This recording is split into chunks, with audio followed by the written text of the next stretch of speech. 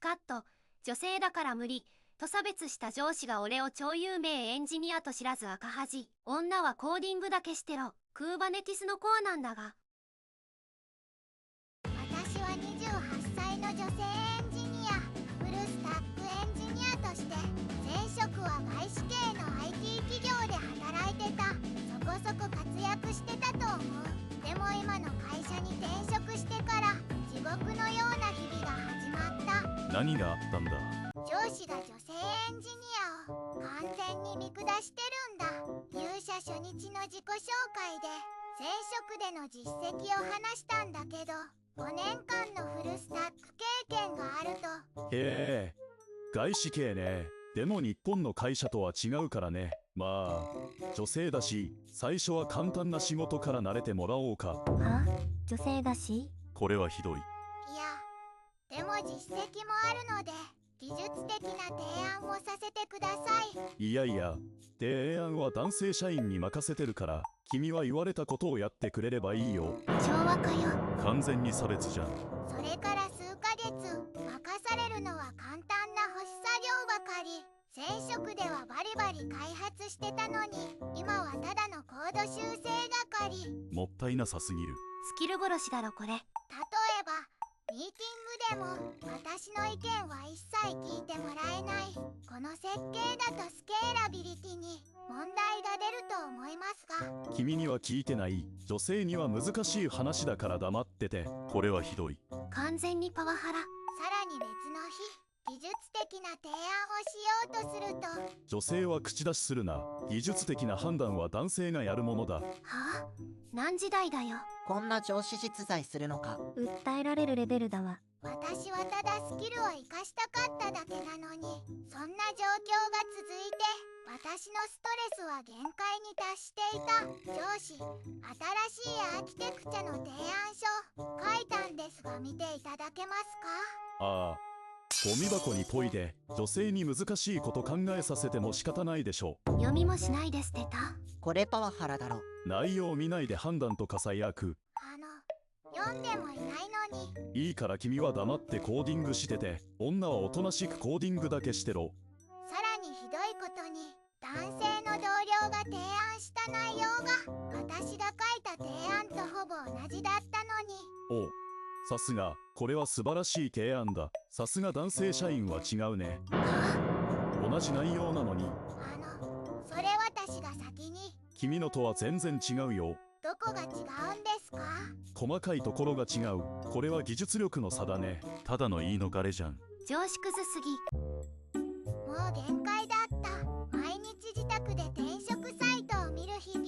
前職では楽しかったのに、なんでこんな会社に入ってしまったんだろう。これは辛い。でもここからが本番だよね。そんなある日、大手クライアントのシステムで重大なトラブルが発生した。部長、大変です。B 社のシステムが動かなくなってます。なんだって？ B 社は年商500億円の大手金融システム会社。500億。やばすぎ。大手クライアントじゃん。うちの会社にとって最重要顧客だ。わかった。すぐに行く。山田、お前も来い。私も行きます。は？君は留守番してて、重要な客先に女を連れて行けるか？またそれか。技術力関係ないじゃん。差別の極みだな。私の方が詳しいのに。結局上司と男性社員2人で B 社に向かった。一輝さん、大変です。部長たちが全然解決できてなくて。どういう状況なの？部長が的外れな対応ばかりで、ネットワークが問題だとか言ってピングコマンド打ったり、ルーター設定確認したり、全然関係ないところを調べてるんです。完全に的外れ。ネットワークじゃなくてアプリケーション層の問題だと思うけど。そうなんです。でも部長が聞く耳もたなくて、クライアントが激怒してます。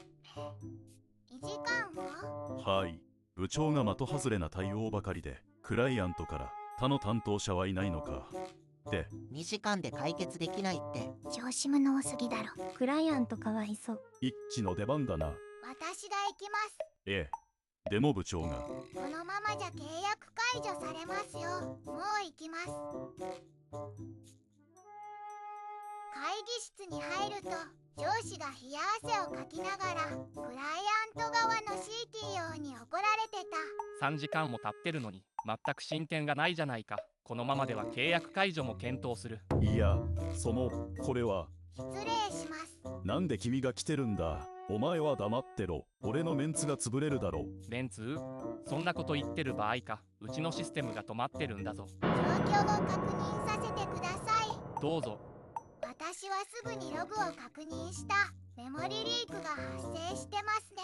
コンテナが再起動を繰り返している。的確な診断だ。前職での経験が生きる。これメモリリークですね。キャッシュの解放処理が不完全でメモリが限界に達してクラッシュしてます。そうなのか。上司、3時間気づかなかったのかよ。一致すげえ。応急処置として今すぐ再起動とキャッシュクリアを。これで一旦システムは復旧します。それから根本原因のコード修正ですね。完璧な対応。すぐに対応してください。私は素早く対応した。前職で似たような問題を何度も対応した経験があった。システム復旧しました。コードも修正完了です。さらに最適化も施しておきました。今後このような問題は発生しません。30分で解決。上司は3時間かかったのに。しかも最適化まで。素晴らしい。たった30分で解決するなんて。ところであなたのお名前は？私は本名を名乗った。もしかしてあなたって GitHub で有名な003ですか？はい、そうですが。やっぱり Kubernetes のコアコントリビューターの。コアコントリビューター。実は私は前職で Kubernetes のオープンソースプロジェクトにかなり貢献していた。 GitHub では数万スターがついてる。私あなたの書いた記事を何度も読ませていただきました。特にコンテナオーケストレーションの記事が素晴らしかったです。ありがとうございます。ポッド管理の最適化手法はリソース効率が 30% も向上しました。うちのシステムにも採用させてもらいました。 30% 向上とかすごすぎ。それは光栄です。ポッド管理Kubernetes上司、何も分かってない。基礎知識もないのかよ。レベルが違いすぎる。 GitHub のプルリクエストも拝見していました。コード品質は素晴らしい。それに2年前のキューブコンであなたの講演も聞きました。国際カンファレンスで登壇。一致やばすぎる。世界レベルじゃん。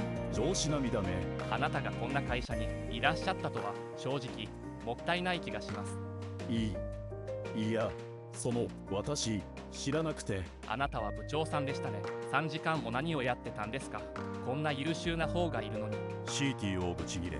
当然だよな。なぜ最初から連れてこなかったんですか？それは私は留守番をするように言われていました。はあ？留守番？あなたほどの方を留守番に？これは人材の無駄遣いですよ。今後うちとの案件については彼女を担当者にしてください。それが条件です。わかりました。上司は完全にお荷物状態だった。立場完全逆転。これぞスカッと。女性だから無理。技術力に性別は関係ないんだよ。かっこいい。一致最高。翌日、社長室に呼び出された。失礼します。ああ、来てくれたか。昨日は B 社のトラブル対応本当にありがとう。 B 社の CTO から直接連絡があってね。今後は彼女を担当にしてほしいと。はい、そのようなことを。それで君の経歴を調べさせてもらった。 GitHub の貢献度、国際カンファレンスでの登壇歴、技術論文まで驚いたよ。なぜこんな人材をうずもれさせていたんだ。すぐに部長を呼びなさい。社長ブチギレ。当然だよな。数分後、上司が入ってきた。お呼びでしょうか。君は彼女の経歴を知っていたのか？いいえ、Kubernetes のコアコントリビューターだぞ。なぜ簡単な保守作業しか任せてない？それは女性だったので。女性だから？それは完全な差別だ。世界的に評価されている技術者を保守作業に回すなんて会社の損失は計り知れない。申し訳ございません。社長の怒りもっともだわ。上司完全に積んでる。君の無能さが B 社に迷惑をかけた。君は今日付けで降格だ。部長から一般社員に戻ってもらう。そんな一般社員に。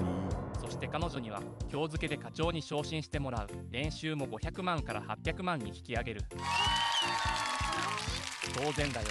君ほどの実力があればもっと早く昇進させるべきだった。 B 社との新プロジェクトのプロジェクトリーダーを任せたい。ありがとうございます。精一杯頑張ります。上司は完全に意気消沈していた。私は新プロジェクトのリーダーとして B 社との関係を深めていった。プロジェクトは大成功。Kubernetes での知識を生かしマイクロサービス化の提案をした。 B 社の CTO も大喜び。予定の半分の期間で完了した。 B 社から高評価をいただいた。さらに次のフェーズの契約も決まり、その契約額は年間3億円。会社の業績にも大きく貢献できた。3億円、すげえ。一致有能すぎる。一方、元上司は一般社員に合格されたことで元部下に支持される立場に、ミーティングでも発言権を失い、かつての威厳は完全に消えていた。周りの目も冷たくなり、居場所がなくなったのか、半年後には退職していった。聞いた話では転職活動もうまくいかなかったらしい。完全に自業自得。差別の代償は大きかったね。因果応報だわ。そして私は技術ブログの執筆も社内で推奨され、私が書いた記事が話題になり、会社の知名度も上がった。後輩たちもブログを書き始めた。社内勉強会も定期開催するようになり、会社全体の技術レベルが向上し、新規受注も増えていった。